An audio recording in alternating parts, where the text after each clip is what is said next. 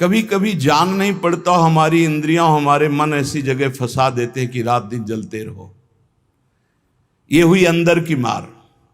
बाहर की मार है, हम किसी से द्वेष नहीं करते, फिर भी कोई हमें गाली देता है, कोई निंदा करता है, कोई मारने का प्रयास करता है, कोई उपहास करता है। ये हर भक्त के जीवन में होता है। तो श्रीपाद कह रहे हैं दोनों तरह की मार जो सह गया उसका हृदय बन जाता है इस प्रेम रस का रसास्वादन करने के लिए। भगवान देख रहे हैं पर वो चुप रहेंगे।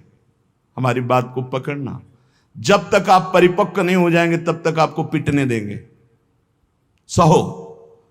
भगवान आदेश करते हैं, अर्जुन के सामने खड़े हैं, मात्रा स्पर्शास्तु कौन्ते शीतोष्ण सुख दुखदा आगमा पाइनो अनित्यास्तास्तिति क्षस्व भारत। ये नाशवान हैं, आने जाने वाले दुख सुख है, इनको सो। बड़ी गलती हो जाती है, हम टूट जाते हैं, बाहर की थपेड़ों से अंदर की मार से टूट जाते हैं। इसीलिए हमें भगवदानंद की अनुभूति विलंब से नहीं तो बहुत जल्दी हो जाए। दौड़ पड़ते हैं भगवान जब साधक हर बात चुपचाप सहता रहता है, हर मार सहता रहता है, तो भगवान को फिर देखा नहीं जाता, फिर दौड़ पड़ते हैं और उसके हृदय मंदिर पर प्रकाशित हो जाते हैं, निहाल हो जाता है। श्रीपाद कह रहे हैं, हासम भर्त्सन ताड़नादिषु सदा कुर्वन् विषादम नहीं ग्रासस्याप्यनुपस्थितौ व्यवहरल्लोकेति मुग्धार भवत्। तुम्हारा उपहास होगा, हंसी तुम्हारी उड़ाई जाएगी, बहुत उड़ाई जाती है। घर परिवार के लोग ही हंसी उड़ाने लगते हैं, मित्रजन ही हंसी उड़ाने लगते हैं, ऑफिस के लोग ही उपहास करने लगते हैं, और ज्यादा हो जाए तो ताड़न भी करते हैं, पीट भी देते हैं। ऐसा होता है, घर परिवार के लोग ही। ऐसे कितने हमारे पास प्रश्न आते हैं कि हमारे परिवार के जन हमारा भारी विरोध कर रहे। हासम भर्त्सन ताड़नादिषु सदा कुर्वन् विषादम नहीं। सदा तुम्हारा उपहास हो रहा है, बहुत कठिन है प्यारे, बहुत कठिन है। प्रवचन कर लेना सरल है, प्रवचन सुन लेना सरल है, सहना बहुत कठिन है। जब बाहर से निंदा हो और अपमान का समय हो और अंदर से इंद्रियां और मन साथ ना दें, फिर सोचो उस उपासक की दशा क्या होगी। उसी समय सत्संग के वचन उसे बचाते हैं। यदि शास्त्र और सत्संग का स्वाध्याय और श्रवण है तो बच जाओगे, नहीं तो मार देंगे अंदर के शत्रु और बाहर के शत्रु। ये परमार्थ बहुत बड़ी वस्तु है, बहुत बड़ी वस्तु, अनंत जन्मों की बिगड़ी बनने वाली। बस गेम है, थोड़ा सह जाओ आगे निकल जाओगे, पर बहुत कठिन है। हम इसलिए कह रहे हैं किसी मार्ग पर चल कर बोल रहे हैं। ऐसे पढ़ करके प्रवचन कर लेना अलग है, लेकिन छाती में वार सह के और फिर कदम बढ़ाना, वो आह ही निकलती है, वो प्रभु का बल ही काम करता है। वो आपको गिराने की कोशिश करेगा, उठाने की कोशिश नहीं करेगा।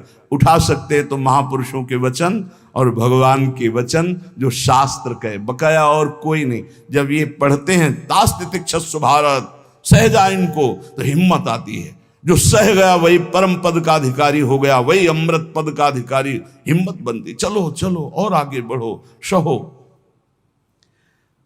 विषादम नहीं, हृदय में विषाद नहीं होना चाहिए। आपका उपहास होगा, तिरस्कार होगा, गाली मिलेगी, निंदा मिलेगी।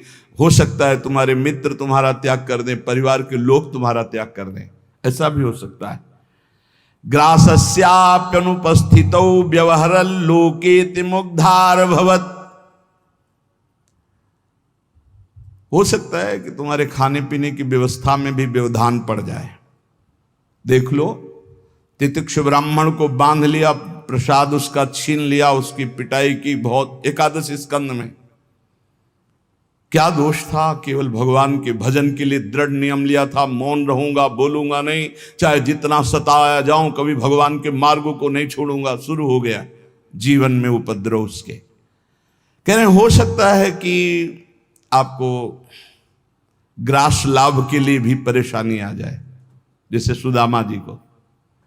तुकाराम जी भी महाराज, अभी आगे चरित्र, तुकाराम जी भी महाराज कह रहे हैं अन्न के बिना परिवार त्रस्त हो गया, एक कवल खाने के लिए अन्न की व्यवस्था भी नहीं रही। लेकिन कभी विषाद नहीं हुआ। पांडुरंगा विठल के प्रेम रंग में श्री चरणों में नूपुर बांध करके नाचते सामने, जय राम कृष्ण हरि, जय राम कृष्ण। चाहे जितना दुख हो, कभी नियमावली नहीं टूटी। और कह रहे हैं कि व्यवहार में प्रायः लोग तुम्हें मूढ़ ही समझे ऐसा व्यवहार करना। बहुत विद्वान हो, बहुत ज्ञानी हो, ऐसा करोगे तो फंस जाओगे। अपने को छुपा करके भजन बढ़ाओ। जब तक परिपक्व ना हो जाए तब तक कोई जान न पावे कि तुम इतने भजनानंदी हो, तुम ज्ञानी हो, तुम भगत हो। नैष्किंचन्य महाधनो निज गुणा न स्थापयन करहिचित सर्वाश्चिद वपुषो नमन प्रणयतः सेवस्य वृंदावने। अकिंचनों के परम धन श्री भगवान होते हैं। अपने गुणों का प्रकाश मत करो, बालवत रहो, दूसरे के द्वारा किया हुआ तिरस्कार, अपमान, निंदा, उपहास सह जाओ। हो सकता है तुम्हारी परिस्थिति ऐसी बिगड़ जाए कि भोजन आदि की भी व्यवस्था नहीं, पर चिंता मत करना, पूरा जगत तुम्हें नमस्कार करेगा, ऐसी स्थिति जागृत होगी। ये बात आखिरी परिणाम को जो देखता है वो दौड़ता चला जाता है परमार्थ में। जो वर्तमान में शरीर की व्यवस्था देखता है वो हार जाता है। श्री तुकाराम जी महाराज कह रहे, जब शास्त्र ऐसा कहते हैं, बड़े बड़े संत कहते हैं कि जीव ब्रह्म ही है, बहुत ध्यान से सुनना, बहुत बड़े महापुरुष के वचन हैं, बहुत माल मिल जाएगा परमार्थ में चलने के लिए, बहुत बहुत माला माल हो जाओगे अगर पकड़ लोगे। तुका मन राखो अंकुश अधीन, प्रतिदिन नवीन जागरण, एकांत में बैठ शुद्ध करो चित्त, सो सुख अनंत पार नाही, आय के ही में रहेंगे गोपाल, साधन सुफल घर बैठे। घर बैठे भगवत प्राप्ति का उपाय कह रहे हैं। शास्त्रों में लिखा है, संतों ने कहा है, जीव ही ब्रह्म है, ब्रह्म ही शरीर भाव को प्राप्त होने के कारण जीव कहा गया। बिल्कुल अकाट्य शब्द है, इसमें कोई संशय नहीं। जीव शिवा, शिव जीवा। जो शिव है सब में विराजमान है, वही तत्व है। वो अपने स्वरूप को भूल गया, शिवहम, और इस देह भाव को प्राप्त हो गया तो जीवत्व, उसके आगे जीव कह दिया गया। जैसे कई बार एक बिल्कुल ग्रामीण भाषा में इस बात का उदाहरण दिया कि जीव क्यों कहा गया। जैसे हम देखते हैं कि एक आदमी रिक्शा चलाता है, उसको बोलो रिक्शा, वो खड़ा हो जाएगा। वो क्या रिक्शा है क्या? नहीं। ये भी नहीं कहा ए रिक्शा चालक, ऐसा भी नहीं कहा, रिक्शा, वो खड़ा हो गया। क्यों? वो तदात्म है रिक्शा में। फिर कुछ दिन बाद वो पैसा बढ़ता है, टैक्सी खरीद लेता है, अब उसको बोलो रिक्शा, नहीं खड़ा होगा, टैक्सी, खड़ा हो गया। क्यों? अब वो टैक्सी में तदात्म है। वो टैक्सी नहीं है पर टैक्सी में तदात्म। ऐसे ये शरीर पांच भौतिक है, स्त्री पुरुष इस शरीर का संबोधन है, उत्तम अधम इस शरीर को लेकर के है। वो सच्चिदानंद तत्व एक निर्विकार अनंत घड़ों में एक ही प्रकाशित हो रहा है।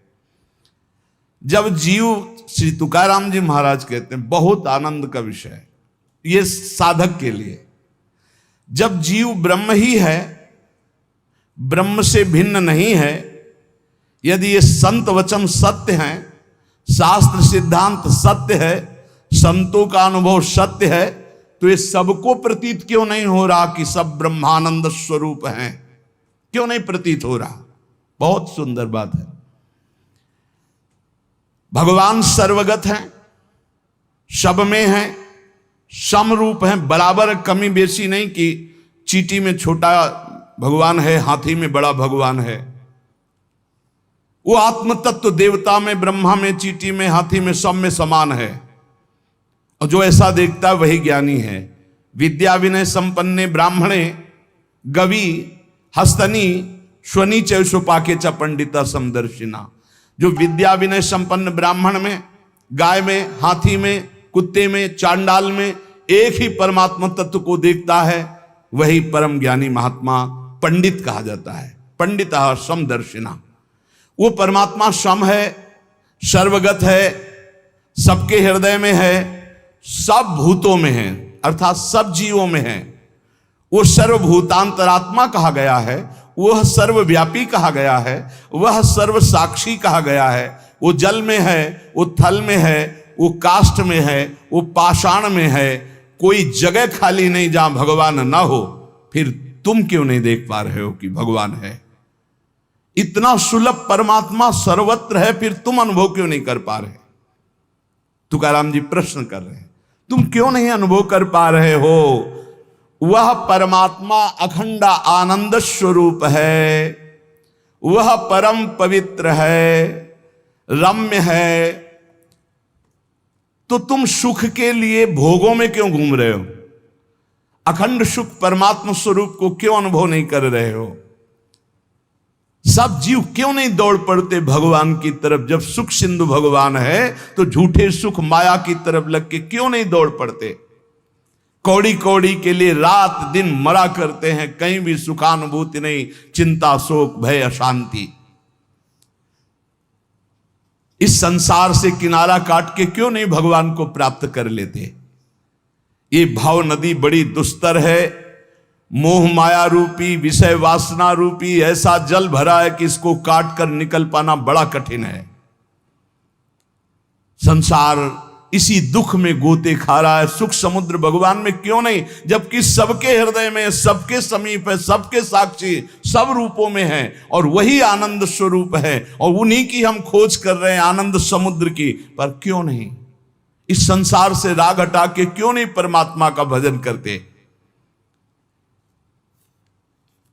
श्री तुकाराम जी कहते हैं, यही सबसे बड़ा आश्चर्य है माया का। यही माया का सबसे बड़ा आश्चर्य है कि आनंद सिंधु भगवान सबके हृदय में है, सब रूपों में विराजमान है। और सही पूछो तो आनंद सिंधु का बच्चा आनंद सिंधु के समीप बिल्कुल है, बस कूदने की जरूरत है। पर वो इधर ना मुड़ करके वो इधर मुड़ा हुआ संसार की तरफ है। जीव ऐसी उल्टी बोली बोलता है कि संतों को उनकी बात सुनकर हंसी आती है। वो उल्टी चाल चलते हैं। भगवान इधर दाहिने, वो सदैव बाएं चलेंगे, बाएं बात वाम मार्ग में चलेंगे। शास्त्र के विपरीत चलना बाएं मार्ग में चलना है। अरे भाई उल्टा बोलना छोड़ दो, उल्टा चलना छोड़ दो, अभी आनंद में डूब जाओगे। अरे पूछो मत, उल्टा बोलना शुरू करे तो कान में अंगुली देने लग की बात आ जाए। उल्टा चल रहे हैं, उल्टा बोल रहे हैं, बहुत विचित्र। और इंद्रियां मन इतने दुष्ट हैं कि पूछो मत, जरा सी चूक हो जाए नरक में फेंक दें, नरक में फेंक दें। सही मार्ग में आओ, मैं प्रभु का हूं, मैं मुक्त ही हूं, मुझे मुक्त नहीं होना, मैं महान सुखी हूं। किसी के भी पूछने पर मत कहो मैं दुखी हूं, किसी के पूछने पर मत अपनी समस्याएं बताओ, किसी के पूछने पर मत कहो कि मैं ऐसा हूं। नहीं, जैसा बोलोगे वैसे ही सत्य भाव होता चला जाएगा। दुख है लेकिन नहीं, मैं दुखी नहीं, ये मन बुद्धि इंद्रियों का खेल है, मैं सच्चिदानंद भगवान का अंश हूं। निकल जाओगे माया से। सचमुच सचमुच चाबी दाहिने घुमाओगे तो ताला तुम्हारा बंद होता चला जाएगा, बाएं घुमाओगे तो ताला खुल जाएगा। मन के अनुकूल चलोगे तो ताला बंद होता चला जाएगा ब्रह्मानंद का। और मन के प्रतिकूल बाएं घुमा दो, अर्थात प्रभु की तरफ, अभी आनंद में डूब। बड़ा दुष्ट है, बड़ा दुष्ट है मन।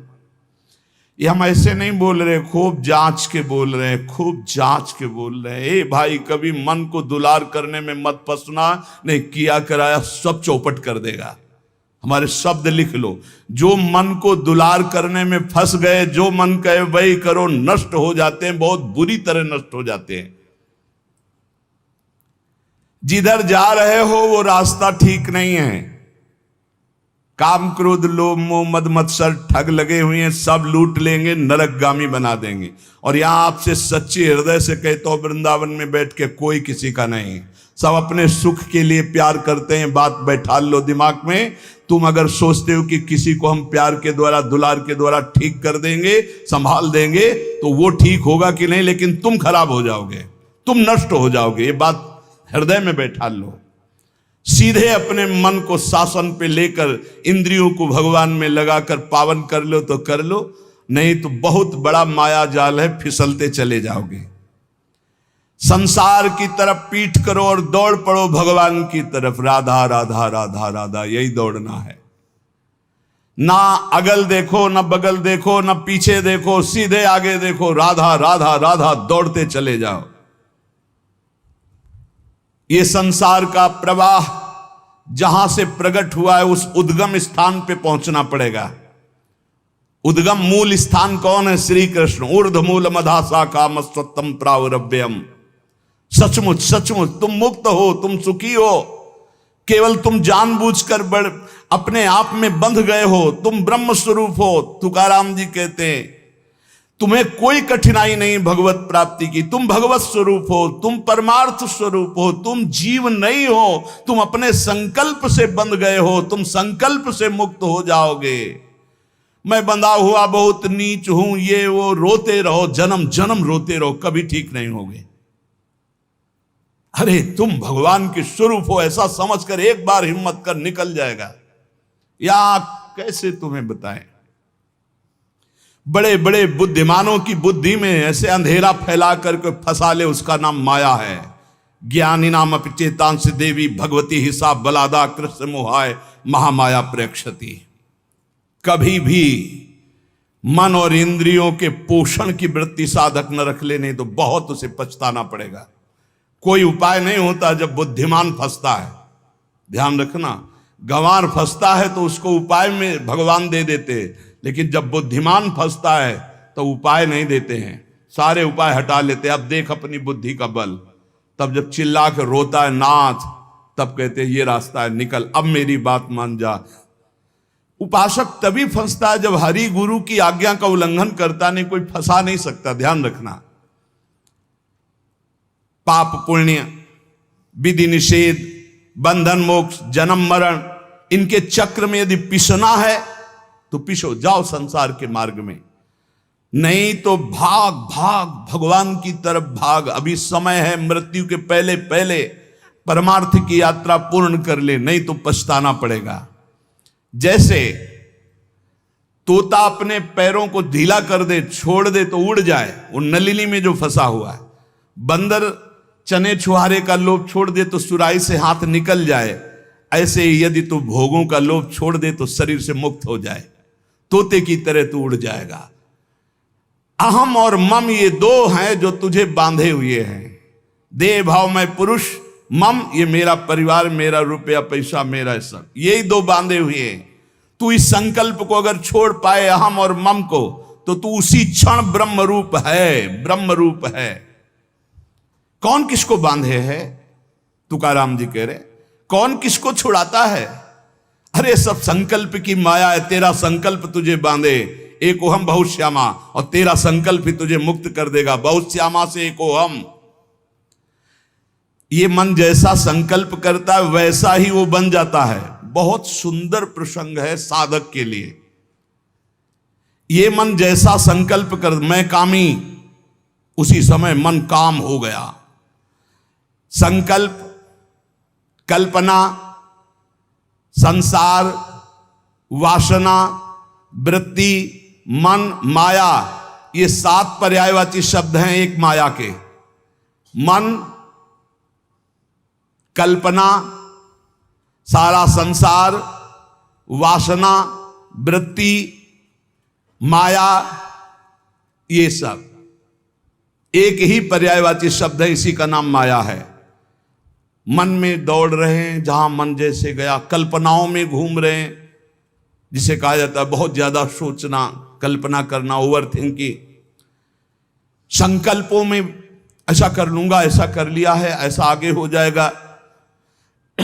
वासना, ये भोगा, ये भोग लूंगा, वृत्ति, हर समय रुपया पैसा संसार का चिंतन, मन संकल्प विकल्प करता रहता है। यही मैं मोर तय तोर, यही एक शब्द है बंधन। यही शब्द पर्यायवाची शब्दों में इनको कहा गया, संकल्प, कल्पना, संसार, वासना, वृत्ति, मन, माया, लेकिन ये एक ही है। जीव स्वयं से बंधा है, उसे स्वयं से छूटना होगा, कोई छुटा नहीं सकता। केवल उपदेश दिया जा सकता है, साधन बताया जा सकता है, लेकिन चलना तो आपको ही होगा। अहमता और ममता ये दो हैं जिनसे तुमने स्वयं को बांध रखा है। इनको स्वयं से तुम्हें काटना होगा, तभी तुम मुक्त होगे। जे भी तुम्हारे संकल्प भस्म हुए, उसी समय तुम ब्रह्म स्वरूप प्रकाशित हो जाओगे। जैसे उज्जवल सोने का मल नष्ट होता है तो दमकने लगता है, ऐसे ही ब्रह्म स्वरूप आपका प्रकाशित हो जाएगा जिस समय आप भोगों का संकल्प त्याग देंगे। कामना, कल्पना, यही मोक्ष में बाधा पहुंचा रहे हैं। कामना, कल्पना, वासना, मन तुम्हारा, संकल्प। असद्दधाना पुरुषा धर्म सस्यास्य परंतप, अप्राप्य माम निवर्तन्ते मृत्यु संसार वर्तमनि। यदि मेरी बात पर श्रद्धा कर ले तो इसी क्षण मुक्त हो सकता है। वर्ष, 2 वर्ष, महीना, 2 महीना नहीं, कोई संकल्प नहीं, कोई कामना नहीं, प्रभु के सिवा कोई चिंतन नहीं। अब मेरा लक्ष्य भगवत प्राप्ति, अपने स्वरूप में स्थित होना। जीव की अगर ऐसी श्रद्धा हो जाए मेरे वचनों पर तो अभी भगवत प्राप्ति हो जाए, क्योंकि भगवत स्वरूप है, पर श्रद्धा होती नहीं ऐसी, इसलिए उसे इतना प्रपंच झेलना पड़ता है। अगर संत महापुरुषों, गुरुजनों, शास्त्रों पर श्रद्धा हो जाए तो बहुत जल्दी भगवत प्राप्ति हो जाए। श्री तुकाराम जी महाराज अपने दृढ़ निश्चय से साधन पथ पर चलते। कथा, कीर्तन, व्रतानुष्ठान, भगवत चर्चा, श्रवण, सदग्रंथों का पाठ और रात दिन गुरु प्रदत्त राम कृष्ण हरि, इसी का जप और इसी का कीर्तन। स्वप्न में बड़े बड़े महापुरुषों के दर्शन होने लगे श्री तुकाराम जी को। नामदेव जी, बड़े बड़े महापुरुष जो नाम जापक, सबसे सानिध्य, सबका, और ऐसा जो उत्तम वृत्ति से साधना करते हैं तो उनको उत्तम उत्तम अव्यक्त महापुरुषों का सानिध्य मिलने लगता है। इनके हृदय में धारा प्रवाह, भगवन नाम, धारा प्रवाह, अव्यावृत, अखंड, इतना नाम की जिस जमीन पे बैठ के कीर्तन करते और वहां से जब चले जाते और वो जमीन पे कान रखो तो वहां से निकलता था राम कृष्ण हरि, विठल विठल विठल, रोम रोम विठल में श्री तुकाराम जी का। और जब ये अशुभ प्रवाह करते हुए पांडुरंगा राम कृष्ण हरि जय जय राम कृष्ण हरि, तो कोई ऐसा श्रोता नहीं होता था जिसके आंसू ना जाए, ऐसे आर्त भाव से पुकारते थे। चारों दिशाओं में आनंद छा जाता जब श्री तुकाराम जी नूपुरों की झनकार करते हुए चरणों से नाम कीर्तन करते। 27-28 वर्ष की अवस्था में पूरे भारत में यश फैल गया श्री तुकाराम जी का। महाराष्ट्र में तो था ही, पूरे भारत में फैल गया कि ऐसे अद्वितीय महापुरुष। इतनी कम अवस्था में ऐसी लोक मान्यता, ऐसी प्रतिष्ठा किसी बिरले को प्राप्त होती है। 28 वर्ष की अवस्था में पूरे भारत में श्री तुकाराम जी महाराज का पावन यश।